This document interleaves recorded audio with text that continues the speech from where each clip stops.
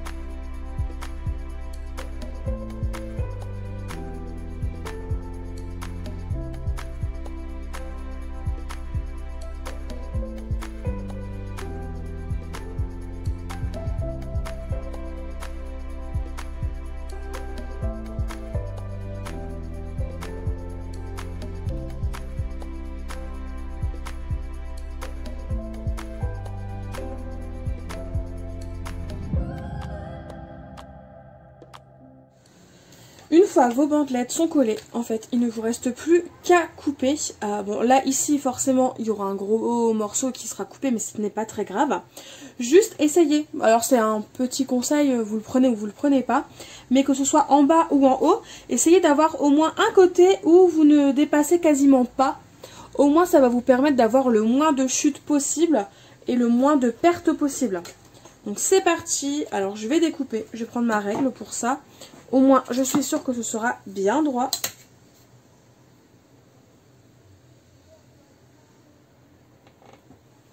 Hop, mon cutter.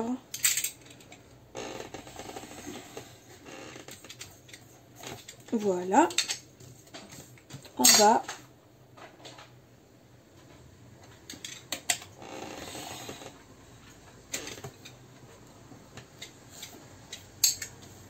Et puis à gauche, enfin à droite du coup. Et voilà. Donc ça c'est coupé. Le petit bout qui me reste, eh ben, je vais le faire au ciseau. Hop là. Et il me reste un petit bout ici. Que je vais faire au cutter. C'est juste que j'ai pas collé ma bandelette au ras. Donc j'enlève juste la petite bande blanche qui reste.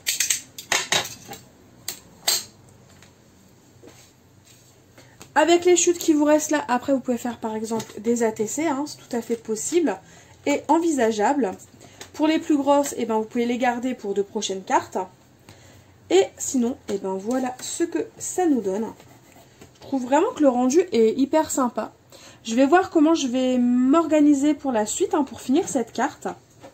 Mais je trouve que déjà rien que le rendu comme ça, il est hyper sympa. J'ai repris alors une chute de papier blanc. Je vais venir recouper de nouveau ma petite bordure à dentelle. Sauf qu'avant de venir la couper, je vais mettre du double face. Comme ça va me permettre de pouvoir coller tout simplement ma découpe plus facilement. C'est bon. Alors, j'ai tout simplement découpé mon die avec, dans le papier avec le double face. J'enlève les petits morceaux de papier qu'il me reste. Et ensuite, il ne reste plus qu'à coller votre découpe. Il n'y a vraiment rien de compliqué. Ça a son petit côté pratique de faire comme ça. Parce que très clairement, mettre de la colle sur ce type de découpe, c'est vraiment très compliqué.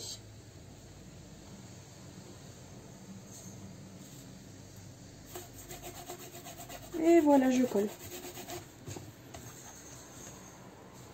Et comme vous pouvez le voir, bah voilà, c'est collé. Je suis sûre que ça ne va pas se décoller et ça se passe plutôt bien, je trouve, en faisant comme ça. Alors, je vais juste découper ici ce qui dépasse, tout simplement.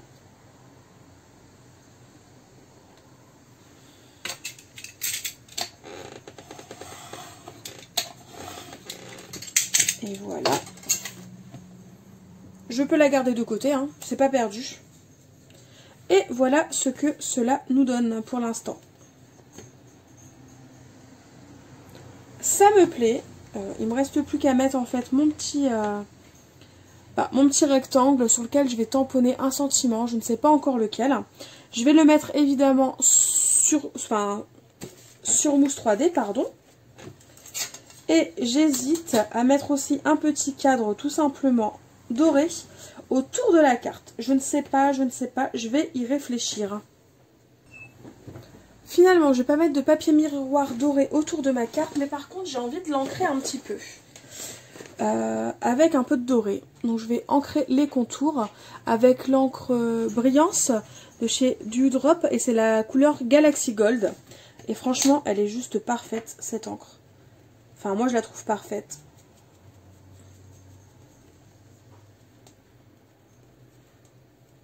Voilà, je pense que j'ai de quoi faire. Et je vais juste ancrer les bords de façon à apporter un petit côté vieilli à ma carte. Sans pour autant que ce soit fort miroir et fort brillant en fait, comme peut l'être le papier miroir doré.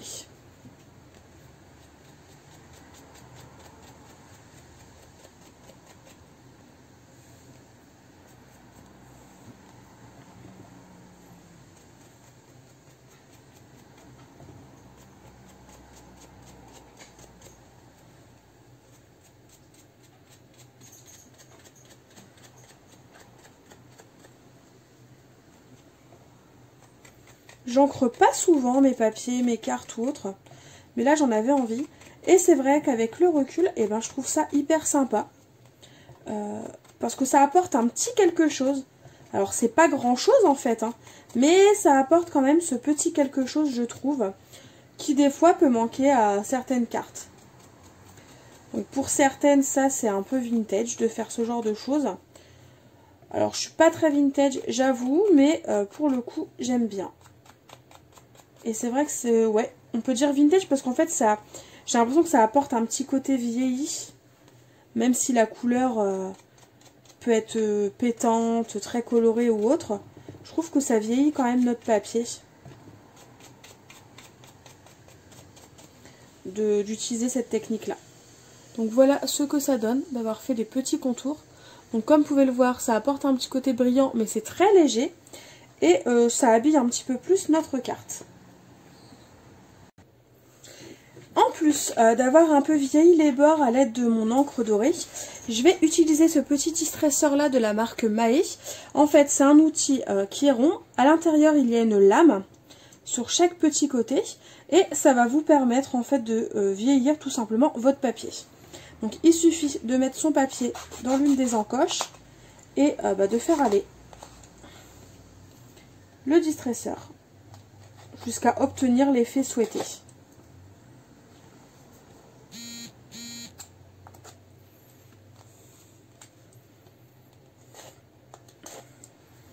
Donc ça peut être très léger, comme vous pouvez le faire sur une grande largeur. Hein. Là, moi, ce que je souhaite, c'est vraiment quelque chose de léger. C'est juste apporter un petit peu de... un effet supplémentaire à ma carte. Mais je veux pas quelque chose de trop abîmé ou de trop usé. Si jamais vous n'avez pas de distresseur, ce qui est tout à fait possible, vous pouvez utiliser alors la lame d'un ciseau, d'un cutter, peu importe, hein. La seule chose que je vous dirais, c'est que contrairement à un distresseur, c'est que vous pouvez plus facilement vous couper avec une paire de ciseaux ou un cutter. Donc faites juste attention. Et pour celles que ça intéresse, alors ce distresseur là, je l'avais eu chez Cultura. Et c'est ce genre d'outil qu'on peut trouver alors partout, je ne sais pas. Je ne pense pas que toutes les boutiques de scrap vous le proposent. Mais vous pouvez le trouver... facilement on va dire, et c'est ce genre, c'est un outil qui doit valoir dans les 3-4 € grand maximum. Donc si c'est un outil qui peut vous intéresser, n'hésitez pas à aller faire un petit tour un peu partout et je suis sûre que vous trouverez votre bonheur. Donc je vais vous montrer le rendu. Et je dirais même que ce genre de distresseur là, ça vous permet voilà, d'avoir un petit effet vieilli sur votre carte ou sur votre page, peu importe, et que si vraiment vous voulez quelque chose de plus prononcé ou autre, je conseille vraiment de prendre juste le cutter et la paire de ciseaux, parce que c'est assez long d'avoir un rendu très, très usé, très vieilli, si vous utilisez un distresseur. Ce que je vais vous montrer de plus près. Hop!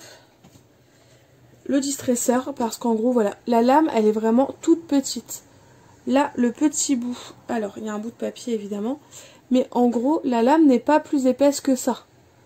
Donc c'est pour ça que si vraiment vous voulez un très très gros effet vieilli, une grosse usure sur votre papier, je vous conseille pas un distresseur, parce que comme vous pouvez le voir la lame est très petite et que du coup ben ça va être beaucoup plus long en fait d'avoir un rendu très usé.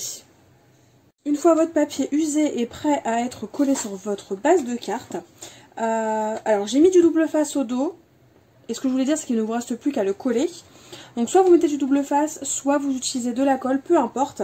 J'ai pris également une chute de papier craft, et ce que je vais venir faire, c'est que je vais venir coller tout simplement la base que j'ai travaillée jusqu'à présent sur mon papier craft. Je vais venir couper évidemment ce qui dépasse autour, parce que ça ne m'intéresse pas spécialement. Je coupe mon papier de façon à laisser un petit cadre craft, parce que je trouve ça sympa.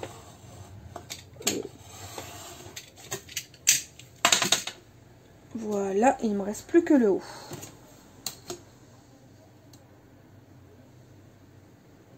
Malgré les petits passages accélérés, que je vais vous laisser mais que je vais mettre en accéléré.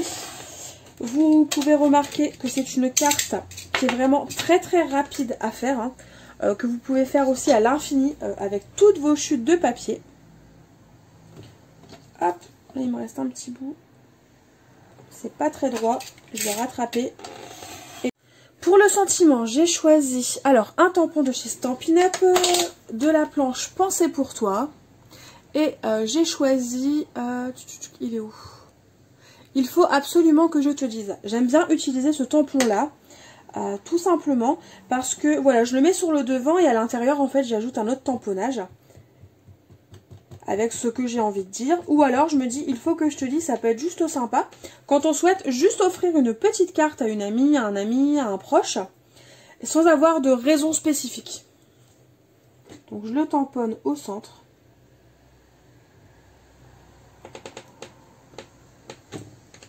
Voilà. En plus, la calligraphie de ce tampon, je l'adore. Je trouve qu'en termes d'écriture, c'est hyper sympa ce que propose Stampin' Up. Hop, je vais ranger mon tampon. Je vais laisser sécher mon encre. Du coup, j'ai mis voilà, mon petit sentiment sur mousse 3D.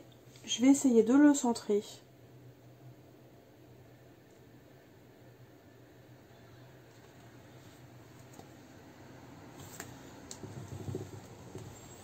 Hop, voilà ce que ça donne. Du coup, j'ai sélectionné les petits embellissements que je souhaite mettre sur ma carte. Donc en fait, c'est des petits papillons que j'ai eu dans les papiers à motifs et que j'ai découpés. Donc je les ai mis sur mousse 3D parce que je trouve ça plus sympa. Enfin, ça va apporter un peu de volume à la carte et je trouve que ça va permettre de, comment dire, de ne pas confondre les papillons avec les papiers à motifs sous le dessous, enfin qu'il y a juste en dessous en fait. Donc c'est pour ça que j'ai mis de la mousse 3D. Hop, on va en mettre un petit ici et un petit dernier qu'on va mettre là en hauteur, hein, je sais pas encore où, mais je trouve ça sympa. Je sais pas non plus dans quel sens je vais le mettre. Et ben voilà, il sera comme ça. Et ma carte, bah, elle est terminée. Je pense qu'elle n'a pas besoin de plus. Je ne sais pas ce que vous en pensez, mais moi je l'aime bien comme ça. Ouais, franchement, j'aime vraiment beaucoup ma carte. Je vais peut-être pourquoi pas... Ouais, non, je vais la laisser comme ça. Elle me plaît vraiment beaucoup comme ça. Du coup, n'hésitez pas à me dire en commentaire ce que vous pensez de ma petite carte faite entièrement avec des chutes de papier. Laissez un petit pouce si elle vous plaît, un petit commentaire. Vous pouvez aussi partager ma vidéo sur vos différents réseaux sociaux, ça fait toujours plaisir. Et en attendant de nouvelles vidéos, je vous fais tout simplement de gros bisous et je vous dis à très vite. Bye bye.